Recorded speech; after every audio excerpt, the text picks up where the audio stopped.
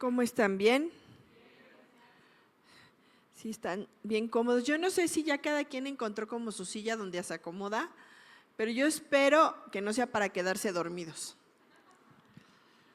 porque están bien cómodas y sí da a veces como sueñito. Pues bueno, ¿qué les parece si oramos para poner este tiempo de Dios en sus manos? Señor, te damos gracias, bendito Dios, por este día. Yo te ruego en el nombre precioso de tu Hijo Jesucristo que tú tomes control de esta reunión.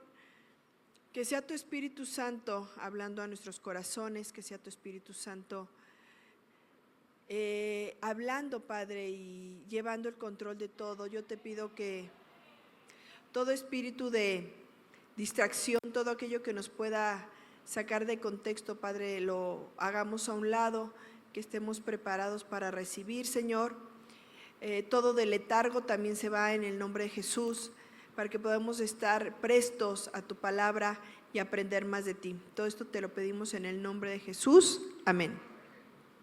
Bueno, y quiero pedir de favor que me ayuden con la primera cita, que es Deuteronomio 7:9. Y es así como la cita que vamos a utilizar o que vamos a estar viendo repetidamente en otros pasajes, pero habla de lo mismo. Y bueno, dice, todavía no me la ponen, ¿verdad? Dice, yo tengo la Nueva Traducción Viviente, ya la puso. Y la Reina Valera dice, conoce pues que Jehová tu Dios es Dios fiel, que guarda el pacto y la misericordia a los que le aman y guardan sus mandamientos hasta 1000 generaciones. Amén. Y bueno, en la traducción que yo tengo dice, reconoce por lo tanto que el Señor tu Dios es verdaderamente Dios. Él es Dios fiel, quien cumple su pacto por 1000 generaciones y derrama su amor inagotable sobre quienes lo aman y obedecen sus mandatos. Y bueno, vamos a recalcar ahí lo que habla, y habla de un pacto. ¿Están de acuerdo? Todos estamos de acuerdo que está hablando del pacto que Dios hizo con Israel. Y en el transcurso de las historias de la Biblia, la palabra de Dios nos habla de diferentes pactos, pero es muy importante la palabra pacto. Sobre todo cuando dentro de un pacto va involucrado, uno de los involucrados es Dios. Todos hemos en algún momento hecho pactos, que son como contratos. Yo hablaba en la mañana y ponía el ejemplo de que cuando tú haces el contrato con alguien de que le vas a rentar su casa, pues ambas partes reciben lo que quieren. ¿Están de acuerdo? Si yo voy a rentar la casa, yo soy la persona que necesito habitar o vivir en alguna parte, yo soy la que va a pagar por habitar en esa casa. Entonces, en ese contrato, mi beneficio es que voy a tener lugar donde vivir, pero la otra parte, que es la parte que a mí me va a rentar la casa, que recibe una remuneración económica. ¿Están de acuerdo? Y entonces hay un contrato en donde ambas partes firman y están de acuerdo en ciertas condiciones que se deben de seguir para que ese contrato permanezca. Incluso actualmente en las inmobiliarias, ¿verdad? Ahora le llaman lo que es la póliza jurídica, en donde esa póliza jurídica investiga ambas partes, que no vayan, hasta dónde hemos llegado, que la palabra, tristemente, la palabra del ser humano ya no tiene valor, y entonces en las pólizas jurídicas se establece que hubo una investigación previa donde aseguran que ambas partes va a cumplir, ¿no? Con este contrato. La parte que va a pagar, bueno, tiene los medios suficientes para pagar la renta, pero aparte es una persona honesta y tiene antecedentes correctos, así de laica, y que no tiene ningún antecedente que nos deje ver que no va a poder cumplir con la parte de su contrato. De la misma manera, también investigan que la persona que dice ser dueña de esa propiedad y que la va a rentar, realmente sea la dueña de esa propiedad, que esa propiedad haya pagado su predial, tenga al corriente el agua, la luz y todas estas cosas, para que el que viene a arrendar no se quede con deudas que no le corresponden. Entonces, esta póliza jurídica ayuda a que ambas partes estén seguras de que el contrato está hecho correctamente. Anteriormente no había un contrato. Lo que se hacía para establecer y afirmar ese sacrificio, ese pacto, era un sacrificio, era el derramamiento de sangre. Y lo podemos ver porque uno de los primeros pactos muy importantes que Dios hace con alguien es el pacto que se hace con Abraham. ¿Se acuerdan de ese pacto? Todos conocemos la historia de Abraham, ¿verdad? Y es más, los niños de escuela dominical, bueno, aquí ya no porque son más modernos, pero anteriormente cantaban la de nuestro padre Abraham tiene muchos hijos, nuestro padre Abraham, ¿no? Ahorita ya no lo cantan, ¿verdad? Pues hay que volverlo a cantar. Ya son más modernos, ya escuchan Extreme Kids y ya cantan cosas más modernas, pero lo que sí es cierto es que sí ven la historia de Abraham. Entonces, hablando de este pacto, en este pacto podemos ver que están todas las partes para hacer un pacto. Abraham, Dios y el derramamiento de sangre, un sacrificio, que en este caso, ¿quién iba a hacer ese sacrificio? Isaac, ¿verdad? Y en este pacto es muy interesante ver que cuando Dios es el que busca hacer el pacto. Y en la Biblia, todas las veces cuando se generan pactos con Dios, Dios es el que busca hacer el pacto con nosotros. Nosotros no vamos a pactar con Él. Él siempre viene y quiere pactar con nosotros. ¿Por qué? Pues porque está interesado en nosotros. Ahora, vamos a continuar. Cuando se hace el pacto de Abraham, Dios dice, la palabra de Dios dice que Abraham fue salvo o fue justo por la fe. ¿Están de acuerdo? No por obras, sino por la fe. Esto en ese momento hace un lado las obras de Abraham. Sin embargo, hay una obra que muestra la fe. Dice la Biblia de Dios que porque la fe sin obras es muerta.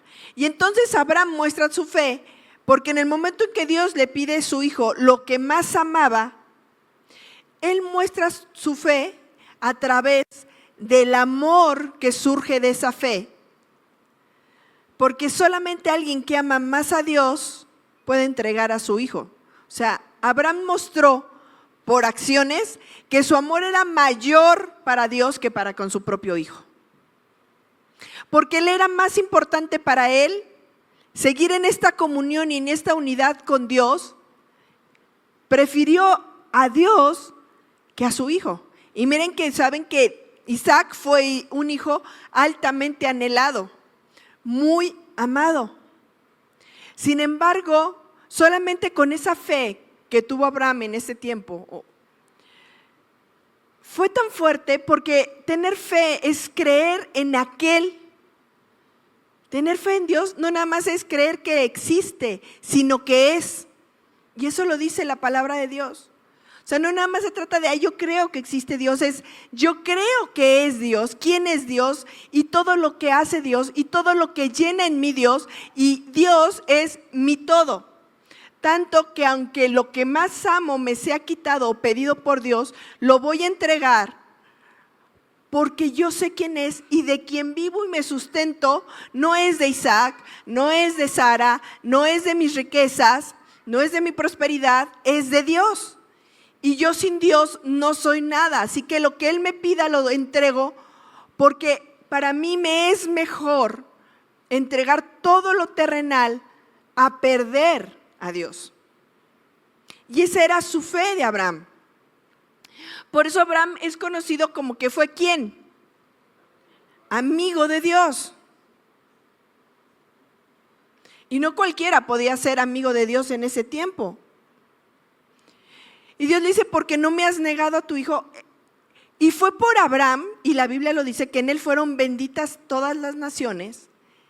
Fue en ese acto de Abraham que Dios genera una esperanza en la humanidad. O sea, él dice, un ser humano fue capaz de hacer esto, yo no le negaré a su descendencia a mi propio hijo, dentro del plan perfecto.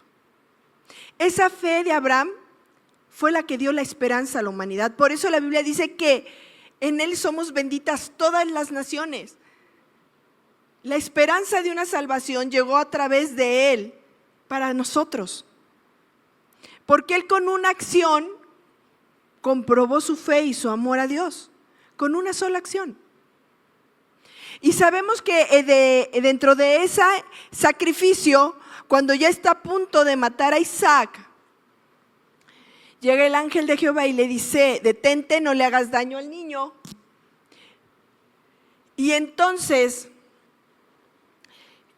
aparece un carnero atado de un árbol y Dios provee el sacrificio, porque el pacto ya había sido establecido por Dios, ya estaba planeado por Dios. Solamente puso a Abraham en prueba para ver si era digno de ser parte de ese pacto. Y se da cuenta que para Abraham lo más importante es su Señor. Y dice, hay una esperanza para esta humanidad. ¿De dónde venía Dios? De haber, el anterior pacto, ¿con quién fue? Fue con Noé, ¿se acuerdan? ¿Y qué pasó con Noé? Destruyó la humanidad. ¿Por qué? Porque la humanidad se había pervertido en gran manera y la destruyó. Sin embargo, encontró fe en Noé y le volvió a dar una esperanza a la humanidad. Pero nuevamente se corrompe la humanidad. Y entonces llega un nuevo pacto que es con Abraham. Y después de eso, él le dice, ciertamente tu descendencia se va a ir a otra tierra y serán esclavos. Y aquí lo interesante es que cuando dice que rescata al pueblo de Israel de Egipto, no solamente lo rescató de la esclavitud. Ciertamente el pueblo se había mezclado con muchas cosas y traía a Egipto en su corazón. Y entonces el pueblo tiene que pasar por un proceso de limpieza. Pero ahí se establece con el pueblo de Israel un nuevo pacto, ¿se acuerdan? Que es cuando sacrifican a los corderos en la noche de Pascua y tienen que llenar, tienen que rociar los marcos de las puertas y de las ventanas con la sangre de ese cordero que sacrifican y que ahora sabemos que es el simbolismo del sacrificio de Jesús. Y eso los deja libre de la muerte, pero ahí hay otro pacto que Dios establece con el pueblo de Israel. Ahora, ¿cuáles son estos tres elementos del pacto?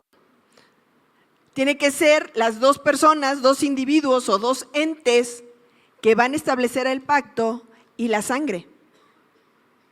Hay un tercer elemento, la sangre. ¿Por qué es tan importante la sangre en los pactos en la Biblia? ¿Se acuerdan que la palabra de Dios dice que sin derramamiento es imposible el perdón de pecados? ¿Pero por qué se tiene que derramar la sangre? Porque todos los sacrificios hablan, cuando hay sacrificios para pactos, de un derramamiento de sangre. Porque en la sangre, dice la palabra de Dios, que está la vida. ¿Están de acuerdo? Y entonces, la humanidad muere a sí misma día a día a través del pecado. Y se necesita vida. Y esa vida está en la sangre. Y entonces es un simbolismo de lo que Cristo vino a hacer.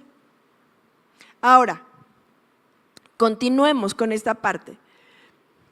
Hay un pacto que se realiza y que todos podemos decir, y que, aquí estamos leyendo, que dice que este pacto es por 1000 generaciones. ¿Sí o no? En otras partes y en otras versiones dice que Dios es fiel y cumple su pacto por 1000 generaciones y derrama su amor inagotable sobre quienes lo aman. Y nos está hablando de dos palabras. bueno, o dos conceptos, 1000 generaciones, que realmente lo que habla es que son pactos eternos, porque lo manifiesta de una manera física y por eso dicen 1000 generaciones, porque alguien que es terrenal y estamos dentro de el tiempo y espacio, pues decimos 1000 generaciones, si acaso alcanzaré a ver, si Dios quiere y me va muy bien, mi cuarta generación, ¿no? Mis hijos, mis nietos y mis bisnietos. Y ahí aquellos que realmente son muy longevos, pues los tataranietos. Pero uno no se imagina 1000 generaciones.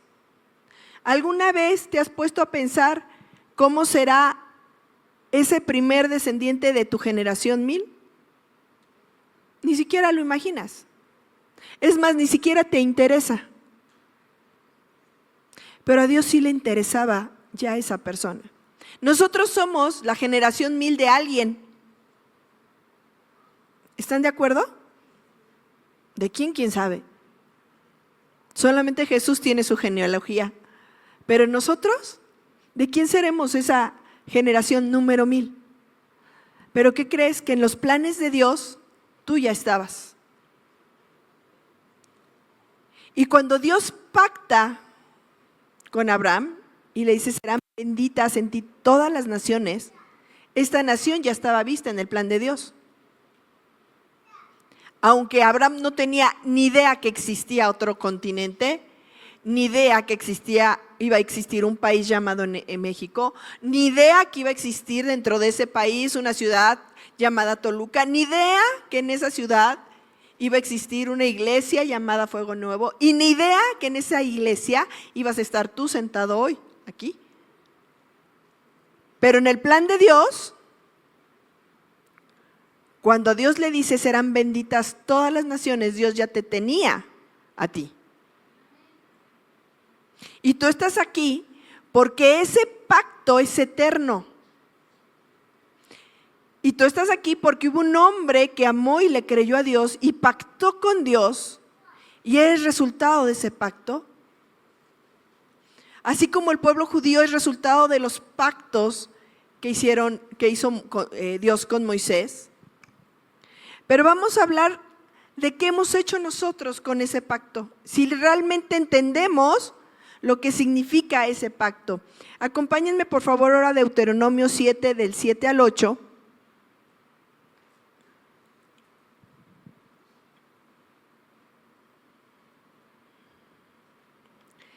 Y dice, el Señor no te dio, así aquí está, ya. El Señor no te dio su amor, ni te eligió porque eras una nación más numerosa que otras naciones, pues tú eras la más pequeña de todas. Más bien fue sencillamente porque el Señor te ama y estaba cumpliendo el juramento que les había hecho a tus antepasados. Por eso te rescató con mano poderosa de la esclavitud y de la mano opresiva del faraón, rey de Egipto. ¿Por qué estás tú aquí? ¿Por qué estoy yo aquí? ¿Por qué? Porque te amó y está cumpliendo un pacto que estableció. Pero nosotros, aunque somos todavía de ese pacto de Abraham, nosotros pertenecemos a un pacto más importante, que es el pacto, el nuevo pacto que habla la palabra de Dios y que ahorita vamos a leer. Vayan preparando por favor Jeremías 31, versículo 31 en adelante.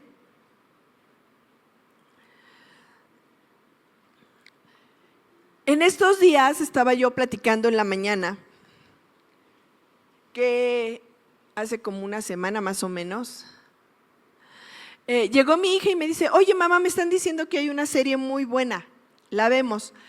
Me dice, ¿la vemos? Y le dije, sí, si quieres. A mí la verdad es que cuidamos mucho lo que se ve en casa y entonces cuando ellos tienen curiosidad por una película, por una serie, por algo, la verdad es que nuestros hijos nos piden que nos sentemos con ellos a verlas y ya nosotros les autorizamos, síguela viendo o no la veas, porque eso no se tiene por qué ver aquí en casa. Y entonces yo sé que cuando me dicen eso es porque traen ahí la cosquillita. Y entonces me senté a ver con mi hija, no aguantamos ni siquiera terminarla, la verdad es que nos quedamos creo que en el capítulo 2. Porque el primer capítulo estaba pues como pasable.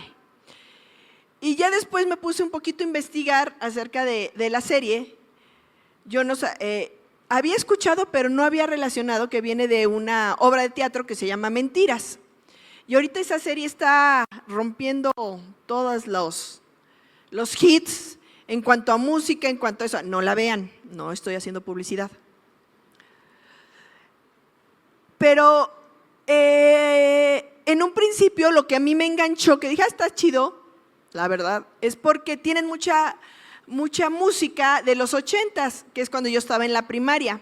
Y entonces mucha música de ahí, pues me recordaba justamente la primaria. Y me recordaba mucho los taxis, porque no teníamos coche. Bueno, sí teníamos, pero mi mamá no manejaba y entonces siempre que nos recogía de la escuela, nos recogía en taxi y el taxi traía todas esas canciones en el radio, ¿no? Y ahí, pues imagínense, tantos días de regresarse en el taxi, pues te vas aprendiendo todas las canciones de ese tiempo. Y entonces me recordaba, ay, sí, esa sí me acuerdo, y le decía a mi hija, esa también, ¿y esa quién la cantaba? Esa la cantaba fulana, ¿y esa quién la cantaba? Esa la cantaba perengano, ¿no? Y le iba yo diciendo, y X o Y o Z. Pero después, y empieza a ser como simpática la trama. Pero después empieza a desarrollar las personalidades y me empezó realmente a impactar algo que me llamó mucho la atención, porque lo relacioné con otra situación reciente en el que nosotros cuando salimos tarde de aquí de la iglesia, yo tomo siempre como caminos que para mí son seguros, porque es donde hay más tráfico, son avenidas sin tantos baches y todo eso, ¿no? En la noche.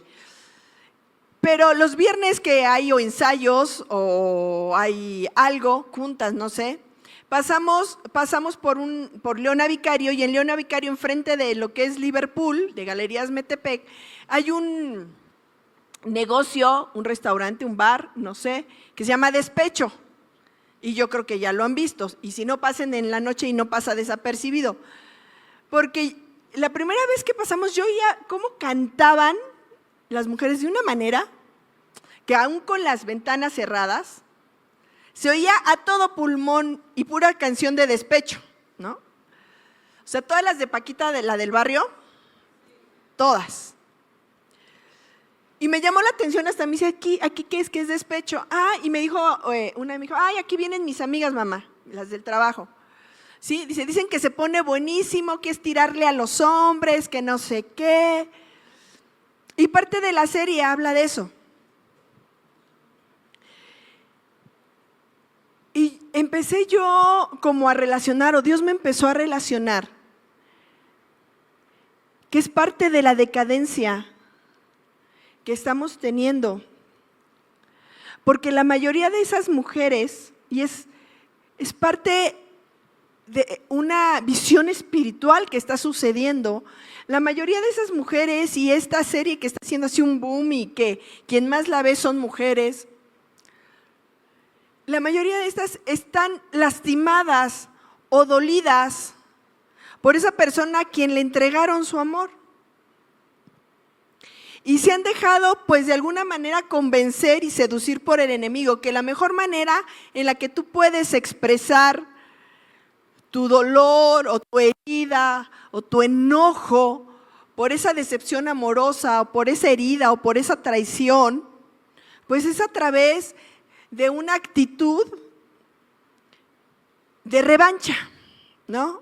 Ya lo dice Shakira en su frase esta de las mujeres ya no lloran, ¿no? Ahora facturan, así dicen, ¿no?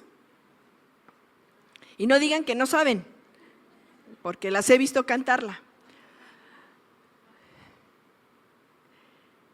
Y les voy a decir qué está pasando en lo espiritual. El valor de la cabeza, que es el varón, el enemigo se ha encargado todo este tiempo de una manera entre comillas sutil. Y sí, no voy a decir que los varones no tienen su parte, que no han cometido errores, pero han devaluado la imagen del varón y han sobrevaluado la imagen de la mujer. Y este empoderamiento femenino que se está dando está afectando todos los ámbitos de la sociedad, pero también está afectando a la iglesia. ¿Por qué? Porque la imagen del pacto matrimonial, y ahorita vamos a hablar de ese pacto, es el simbolismo del pacto de Dios con su pueblo, ¿sí o no? Vamos a ver y vamos a continuar con el siguiente versículo. Ahí les dejo para que vayamos teniendo como todo esto como antecedente. Vamos a Jeremías 31, por favor. Dice, se acerca el día, dice el Señor, en que haré un nuevo pacto con el pueblo de Israel y de Judá. Este pacto no será como el que hice con sus antepasados cuando los tomé de la mano y los saqué de la tierra de Egipto. Ellos rompieron ese pacto y a pesar de que los amé como un hombre ama a su esposa, dice el Señor, rompieron el pacto. La humanidad, dentro de un pacto, cuando Dios simboliza el pacto que tiene con nosotros, Él es el varón y nosotros somos la mujer, ¿sí lo entienden eso? Por eso somos la novia, por eso la Biblia dice que la iglesia es la novia. Y el pacto que se hace, nosotros somos esa parte femenina que se está levantando por sobre el valor de quien es la cabeza, que en este pacto es nuestro Señor o Jesús. ¿Me explico? Esto es toda una situación espiritual en el que la mujer se esté levantando y denigrando al varón es una manera en la que el enemigo le está diciendo, así se levantará con quien tú has pactado y te denigrará. ¿Y qué crees? ¿Qué está pasando? Está pasando. Estamos perdiendo de nuestra mente la importancia del pacto que Cristo hizo o que hizo Dios a través de Cristo para con nosotros. Voy a continuar leyendo. Dice, ellos rompieron ese pacto a pesar de que los amé como un hombre ama a su esposa. Él hizo pacto con nosotros no porque seamos perfectos, sino porque nos amó. Y nos amó no por nuestras buenas obras, sino porque Él ya había pactado desde antes. ¿Saben que nosotros somos predecesores se dice? Sí, ¿verdad? De muchos pactos. Que tú estás aquí porque hubo muchos pactos antes que tú, pero el más grande pacto es el pacto que Cristo hizo contigo. Dice, pero este nuevo pacto que haré con el pueblo de Israel, después de estos días, dice el Señor, pondré mis instrucciones en lo más profundo de ellos y los escribiré en su corazón. Yo seré su Dios y ellos serán mi pueblo.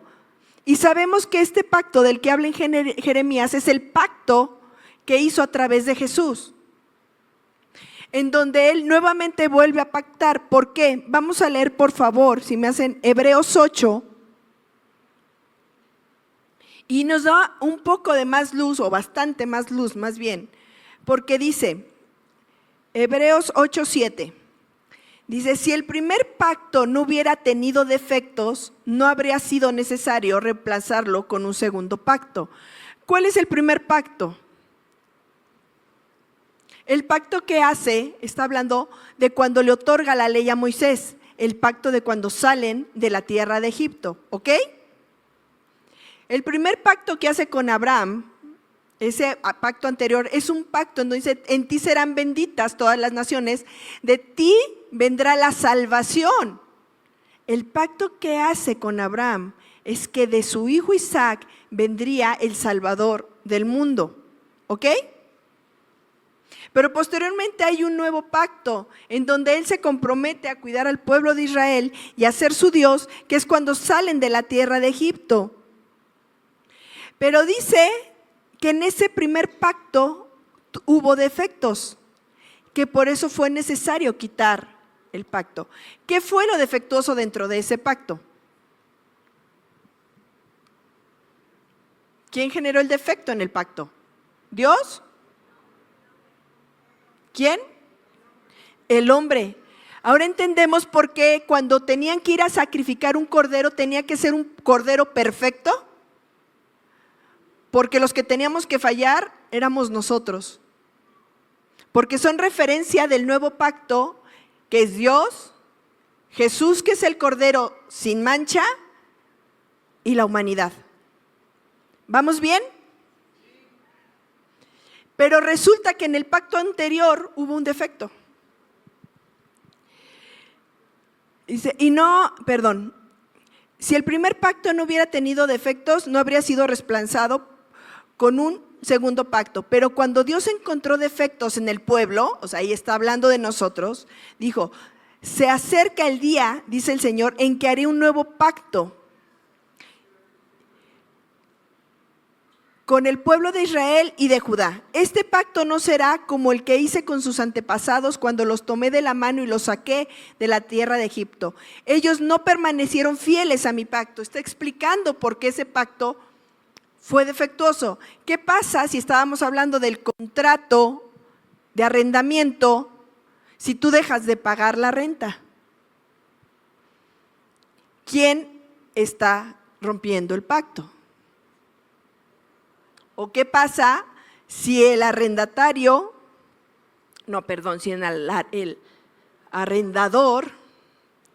te dice, salte? O llegas un día y ya sacó todas tus cosas. ¿Quién está rompiendo el pacto? El arrendador. Y entonces tenemos que armar nuevamente todo y nos vamos a las leyes y entran los abogados y cada quien defiende su parte. Pero en esta parte, ¿qué creen?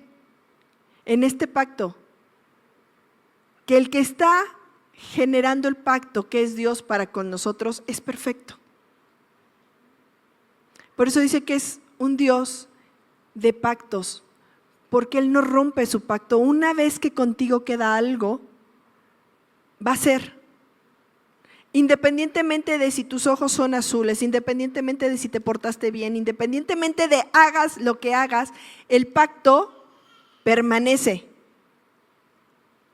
Por eso es tan importante el pacto matrimonial, porque como es un simbolismo del pacto de Dios con su pueblo, del pacto de Dios con su iglesia, nosotros estamos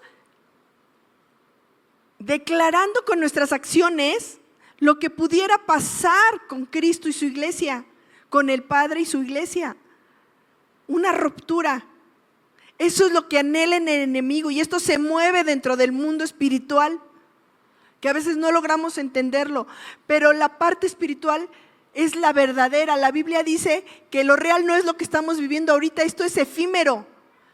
Lo real es lo que es eterno, lo que lleva el Espíritu.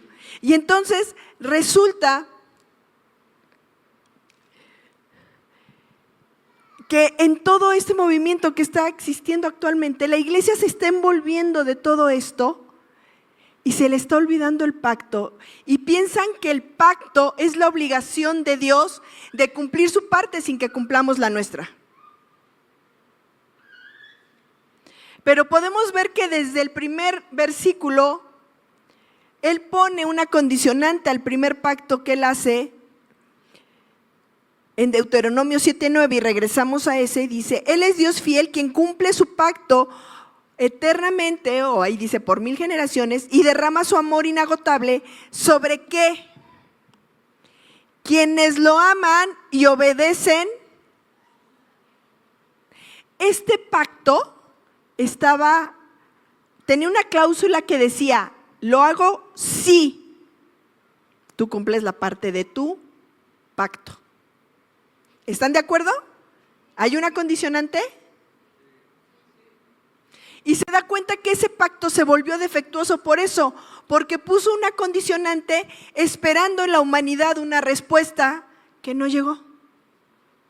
Por eso el pacto se volvió defectuoso, no por nuestra parte, Digo, no por su parte, sino por nuestra parte, perdón. Él cumplió su parte. ¿Quiénes no cumplimos? Nosotros. Y entonces voy a hacer un nuevo pacto y vuelve a dar la esperanza a la humanidad. Y dice, y regresamos a lo que estábamos leyendo en Hebreos. Dice, pero este nuevo pacto que haré con el pueblo de Israel, en ese día, dice el Señor, pondré, fíjense bien, mis leyes en su mente y las escribiré en su corazón. Yo seré su Dios y ellos serán mi pueblo. Y no habrá necesidad de enseñar a sus vecinos, ni habrá necesidad de enseñar a sus parientes, diciendo, deberías conocer al Señor, pues todos ya me conocerán desde el más pequeño hasta el más grande. Perdonaré sus maldades y nunca más me acordaré de sus pecados. Cuando Dios habla de un nuevo pacto, quiere decir que ha hecho obsoleto el primero, el cual ha caducado y pronto desaparecerá. ¿De qué estamos hablando? Del anterior, del que hizo con el pueblo de Israel en Egipto, del que no funcionó, del que salió defectuoso, porque para que el pacto se cumpla tiene que haber dos partes y una no estaba cumpliendo. ¿Están de acuerdo? A lo mejor sí cumplían en llevar el cordero sin mancha, perfecto para el derramamiento de sangre. Ese estaba cumplido. El Señor nuestro Dios es un Dios fiel, perfecto, y estaba cumpliendo su parte, pero el pueblo no estaba cumpliendo su parte. Y Él tiene que generar un nuevo pacto. Y vemos que desde Jeremías 31, que es lo que les hablaba, 31, 32, aquí ya es, si me hacen favor de ponerlo, por favor, en la versión Reina Valera, Jeremías 31, 32, dice, este pacto no será como el que hice con sus antepasados cuando los tomé de la mano y los saqué de la tierra de Egipto. Ellos rompieron ese pacto y a pesar de que los amé, como un hombre ama, ¿podemos continuar, por favor? 33. A su esposa, dice el Señor, 32. 33, por favor. Pero este es el nuevo pacto que haré con el pueblo de Israel. Después de esos días, dice el Señor, pondré mis instrucciones en lo más profundo de ellos y por favor, lo que continúa, escribiré en su corazón. Yo seré su Dios y ellos serán mi pueblo. Lo que estamos viendo en Jeremías en el Antiguo Testamento como una profecía, lo estamos viendo cumplidos cuando el escritor de Hebreos vuelve a decirlo y lo ratifica, que ese pacto del que habló en Jeremías es el que ha venido a ser, ¿quién? Cristo. ¿Ok? Este es el nuevo pacto y tú y yo vivimos bajo ese pacto. Y ese pacto se volvió perfecto, no por ti, por mí, porque no tenemos ninguna diferencia con el pueblo de Israel cuando lo sacaron de la tierra de Egipto, ninguna. Y esto es algo de lo que me hablaba el Señor. El pacto sigue siendo perfecto, no porque nosotros no seamos como el pueblo de Israel. Seguimos haciendo las mismas cosas que hizo el pueblo de Israel después de salir de Egipto. Tú y yo seguimos cometiendo muchos errores, cayendo en muchos pecados, rompiendo el pacto una y otra vez con nuestro pecado, aún después de haber aceptado a Jesús como nuestro Salvador. ¿Qué es lo que hace perfecto este pacto? ¿Qué lo está haciendo perfecto? Está el Señor, nuestro Padre, haciendo el pacto. Está la sangre del Cordero derramada como sacrificio y nuestra parte. Pero el Señor dice que este pacto es perfecto. Vamos, por favor, a enfatizar en la parte que dice que Él pondrá esa ley en nuestro, ¿dónde? Corazón.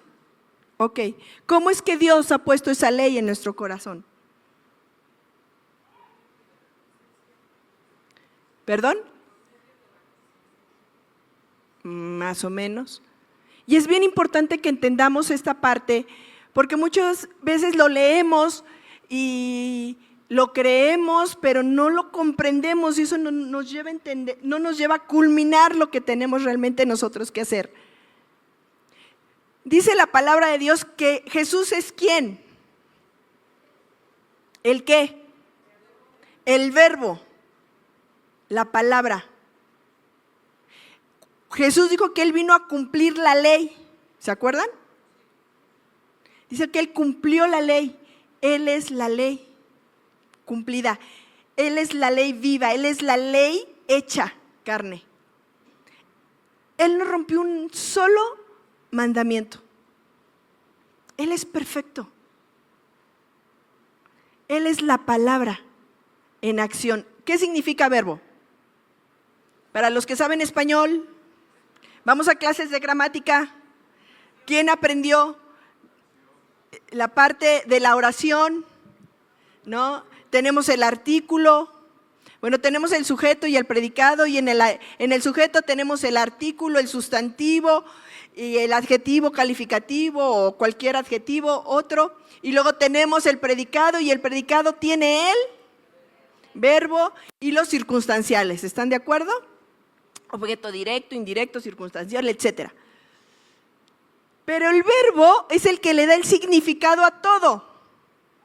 Porque si yo digo el perro, todos puse el perro. ¿Dónde estará el perro? ¿De qué perro estará hablando? ¿Su perro?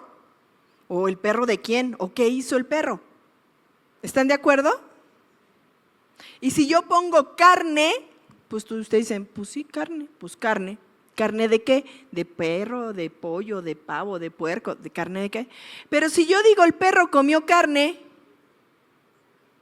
le di todo el significado a las palabras, porque son la acción.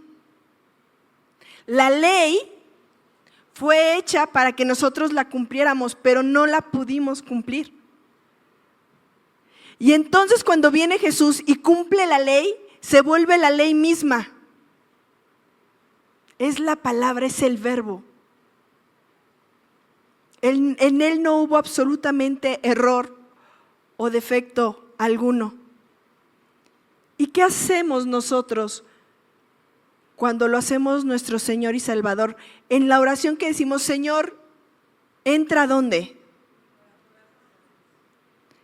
Y cuando Dios y Jesús entra a tu corazón, ¿qué es lo que está entrando a tu corazón? La palabra, el verbo, la ley. Y fue impregnada, pero ¿saben qué es lo grandioso? Que no nada más entró como si fuera sellada y ahí dice ley de Dios. Es una ley viva, activa, que ya se cumplió. Por eso el pacto es perfecto. Porque cuando Cristo entra en ti, la ley ya está cumplida. No hay quien no cumplió la ley porque Él la cumplió por ti. Y murió por ti. Y entonces el pacto, por eso, es perfecto. El pacto actual es perfecto. No por nosotros, seguimos rompiendo el pacto, sino porque el que vive en nosotros cumplió el pacto. Y eso es lo perfecto de ese pacto. Pero ¿saben qué está haciendo la iglesia? Que como ya hay alguien que cumplió ese pacto, que es el que vive en nosotros, la iglesia sigue haciendo lo que quiera en lugar de responder al pacto. Si uno de ustedes no puede pagar la renta y están por sacarlo y llega el compadre y le dice, no te preocupes, compadre, mira, yo te pago toda tu deuda de la renta. Incluso te voy a pagar la casa, ya no vas a tener que pagar renta. ¿Qué haces? Pues te pones feliz, ¿no? ¿Por qué? Pues porque toda la deuda ya estuvo pagado, no quedaste mal con la otra parte, tu imagen queda bien, aunque tú sigues sin pagar la renta. Y a lo mejor nunca más tengas que pagar la renta. Pero ¿qué sucede si ahora te endrogas con el coche? Y llega el compadre y te dice, no te preocupes, compadre, yo te pago el coche, las mensualidades del coche. Pero a la otra, compadre, pues ya, o sea, vele pensando. Entonces ya otra vez vuelves a quedar bien frente a la financiadora de los coches y eres digno de crédito. Tu buró de crédito no está manchado. Entonces ahora, ya tengo casa, ya tengo coche. Pues un tiempo compartido en Acapulco, ¿no? Vamos a echarnos un tiempo compartido en Acapulco y nos volvemos a endeudar. ¿Y sabes por qué sigues teniendo esas oportunidades? Porque tu buró de crédito está limpio, pero no porque tú seas un buen administrador, sino porque hay un compadre que te está sacando de las deudas. Lo mismo estamos haciendo con Jesús. Hay un pacto pagado, hay un pacto perfecto. Por eso es el tiempo, dicen, de la gracia, un regalo inmerecido. Pero tú sigues endeudándote. Y después, a lo mejor no es el tiempo compartido, a lo mejor es un viaje a Japón, y hay alguien pagando y no estás perdiendo tú. No aparece ni un puntito negro en tu buró de crédito. ¿Todos saben lo que es un buró de crédito?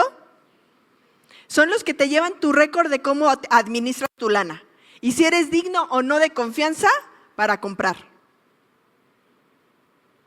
¿Eres digno o no de confianza para el Rey de Reyes y Señor de Señores? Eso pregúntatelo tú.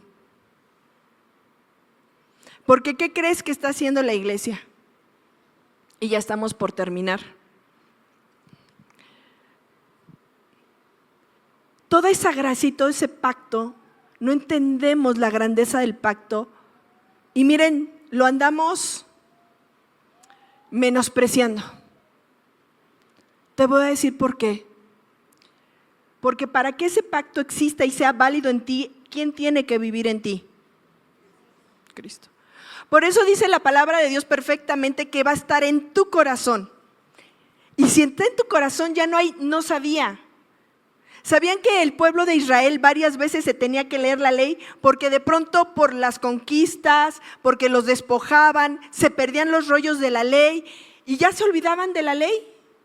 Y de pronto volvían a aparecer los rollos de la ley, y entonces en el caso con Esdras, con Nehemías, con otros profetas, cuando aparecían los rollos de la ley, lo volvían a leer y todo el pueblo se daba cuenta que ya no cumplía la ley y lloraban y sufrían y hacían sacrificios y volvían a llevar a sus animalitos a sacrificar, se limpiaban y se acordaban que existía una ley.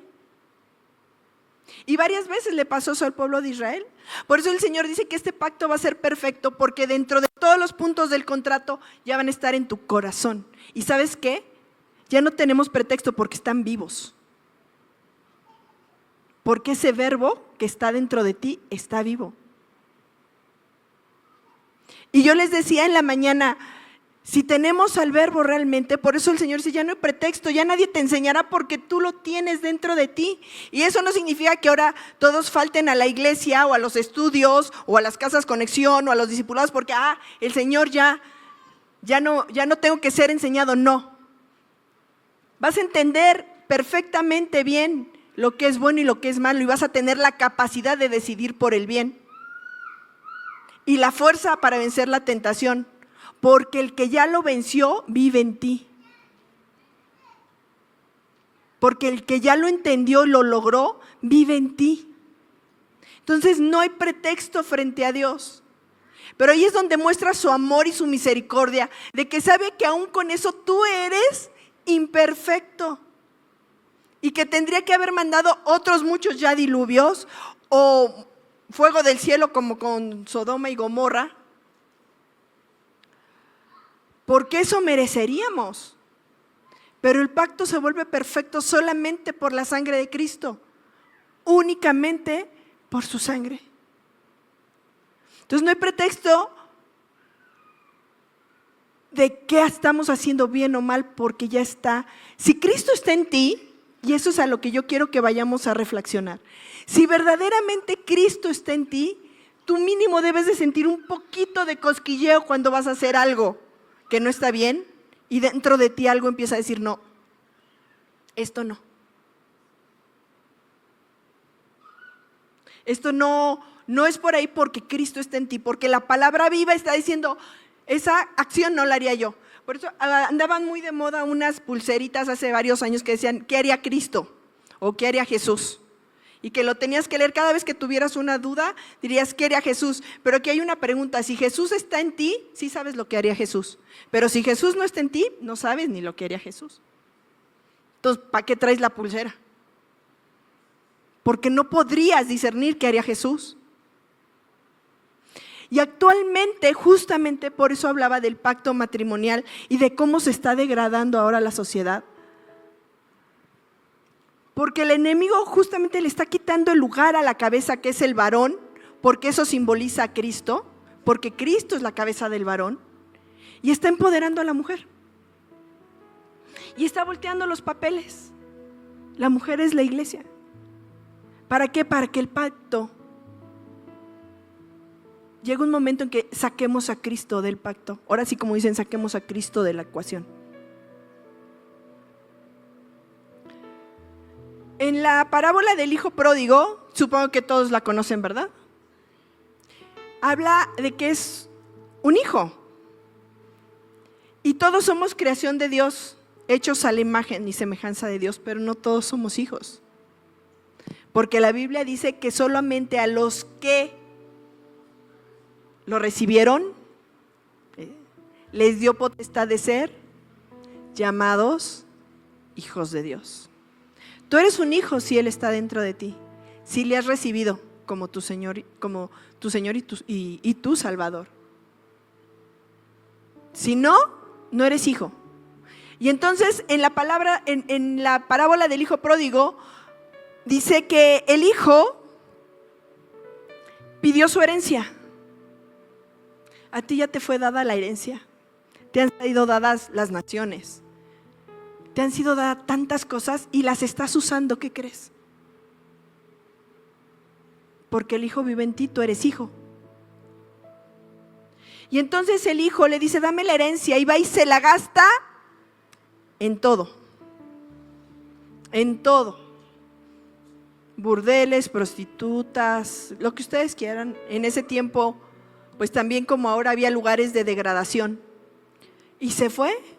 Hasta que se la acabó y terminó criando cerdos y comiendo de lo que comían los cerdos. Y dice, y reflexionó. Esta parábola no está dada para los inconversos que están allá afuera, está dada para nosotros que somos hijos y que hemos recibido la herencia.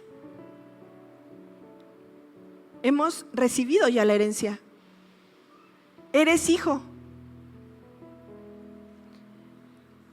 Ahora, aquí hay dos cosas y a lo mejor suenan fuertes, pero si tú te puedes ir como el hijo pródigo a todos lados, sin sentir algo aquí en tu corazón que te diga no. Mi pregunta es, ¿hasta dónde has llevado tú a Jesús que vive en ti? ¿Qué lo has llevado a ver? Porque estamos muy equivocados si creemos que podemos estar viendo cosas que no son santas en el celular, que podemos estar yendo a lugares, que podemos estar haciendo cosas, que podemos estar oyendo cosas. Cada cosa que tú ves la ve Cristo, porque vive dentro de ti, si es que vive dentro de ti. Cada cosa que haces la hace Cristo contigo, porque Él dijo que nos iba a acompañar todos los días de nuestra vida. ¿Y saben qué? Que la iglesia se ha vuelto convenenciera, porque acompáñame en las dificultades, pero no a la hora de pecar.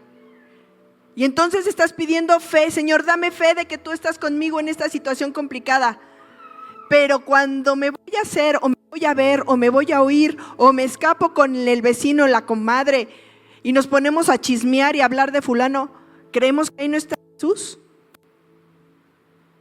Entonces, ¿está o no está en ti? Y muchas veces dices, pero ¿qué? Cuando pasé en dificultad lo sentí muy lejos.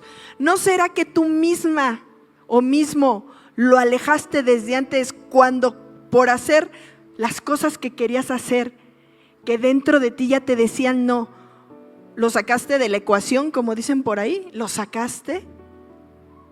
¿Le dijiste no? déjame vivir a mi manera.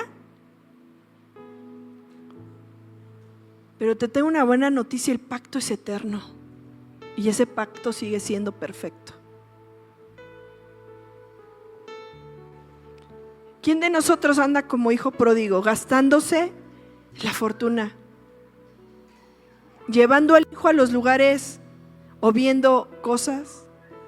¿Se han puesto a imaginar un poquito la grandeza del amor de Jesús para haber dado su vida por nosotros? Y que tú te sientes a ver una película pornográfica y él ahí. Antes de hacerlo, piensa que está ahí.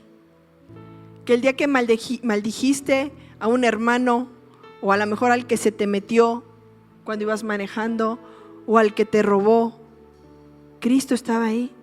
Y le dice: Señor, tú viste que él me robó, sí, pero también te vi cómo reaccionaste tú. Y lo que más me importa no fue lo que hizo él, porque yo no vivo en él, pero sí vivo en ti. Yo vivo en ti. ¿Cómo estás viviendo? La Biblia es muy clara cuando dice que somos templo del Espíritu Santo. Por eso dice que todo lo podemos en Cristo, porque es Cristo dentro de nosotros el que nos lleva a hacer las cosas, tener las victorias, pero también no sentirnos solos en el tiempo de dificultad, pero también está con nosotros cuando, como el hijo pródigo, estamos en lo más horrible con los cerdos. Pero es un pacto con Dios, Él es el mediador de ese pacto. No se va a salir, no se va a ir. Merece que lo tratemos así, que lo llevemos a los lugares más horribles, o que lo vayamos a hacer con nosotros, estar presente en cosas horribles que hacemos, o que vemos, o que pensamos, o que escuchamos. Ese pacto tan perfecto por el que tú y yo tenemos vida eterna, ¿merece ser ensuciado por nosotros? Él es perfecto y tenemos un pacto perfecto por Él. Vamos a ponernos de pie, por favor, y a terminar.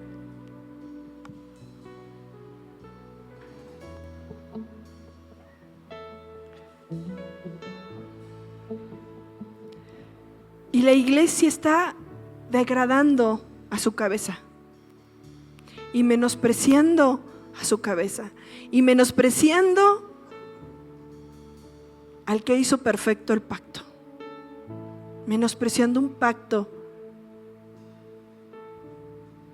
porque Cristo nos ha amado. Dice que como un esposo ama a la iglesia. Por eso el enemigo, a su esposa, es especialista en meter problemas en el matrimonio, porque dice: ¿así la amas? Como este señor que se está golpeando a esta señora. Así la amas, como él que es infiel. Así la amas, pero que nuestro Dios no es infiel. Nuestro Dios es perfecto. La infiel ha sido la novia. Está rompiendo el pacto la novia y está denigrando el pacto, degradando al que vive en ella.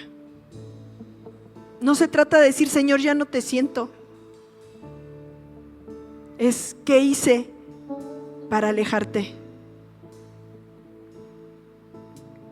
Al igual que el hijo pródigo, llegó un momento en que Dios lo lleva a reflexionar al hijo pródigo, y creo que es hoy un tiempo de reflexión.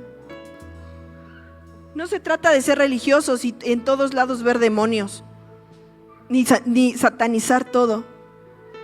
Se trata verdaderamente de decir: el que vive en mí merece esto. El que vive en mí.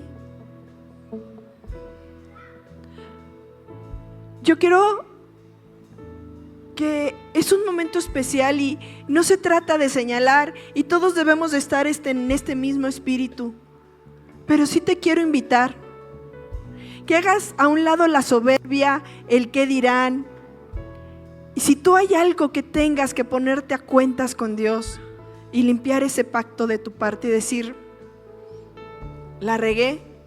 Si como el hijo pródigo dijo: híjole, fui a dar con los cerdos, te digo, hay un padre esperándote a que regreses con los brazos abiertos. Hay un padre diciendo: aquí estoy, regresa. Mi pacto es eterno y perfecto. O si tú no estás seguro de ser parte de este pacto, si tú no estás seguro de que Cristo habita en ti, te invito también a que lo invites a habitar en tu corazón, que le pidas perdón por todos tus pecados y que lo hagas tu Señor y tu Salvador. Me gustaría que pasaran enfrente los que quieren renovar este pacto. El pacto sigue, no es renovado por parte de Dios, es tú renovando tu compromiso con el pacto. Y que le digas, aquí estoy, vengo a comprometerme contigo, que voy a hacer todo lo que esté de mi parte, porque este pacto permanezca intacto por mi parte. Yo como humano. Pasa aquí enfrente, que no te dé pena.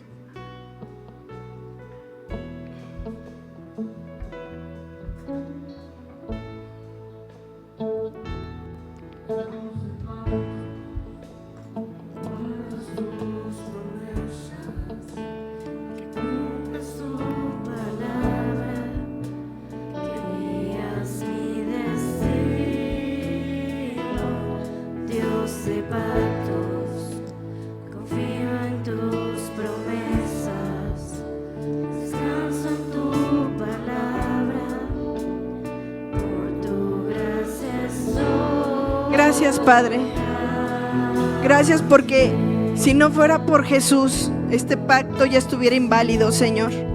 Al igual que el pacto anterior. Reconocemos hoy que solamente estamos dentro del pacto porque hay alguien que vive en nosotros y que murió por nosotros y que fue perfecto y que está dentro de nosotros siendo el Verbo en nuestro espíritu, plasmando tus leyes y tus mandamientos en nuestro corazón, enseñándonos día a día, Padre. Y si tú no estás seguro de tener a Cristo en tu corazón, dile ahí en tu lugar: hoy te entrego mi vida, reconozco que he pecado y que te necesito. Quiero que tu sacrificio se vuelva realidad en mi vida. Creo que moriste por mis pecados y quiero ser parte de este pacto que primero me hace hijo y también me da vida eterna.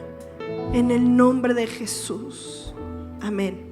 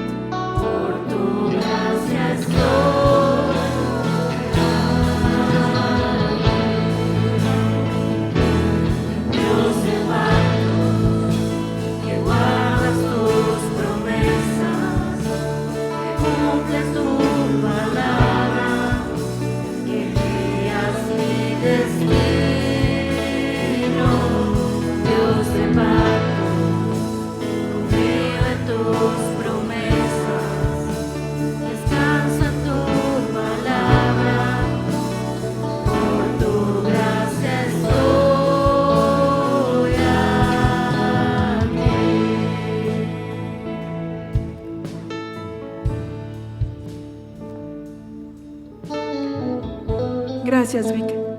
Gracias a Dios.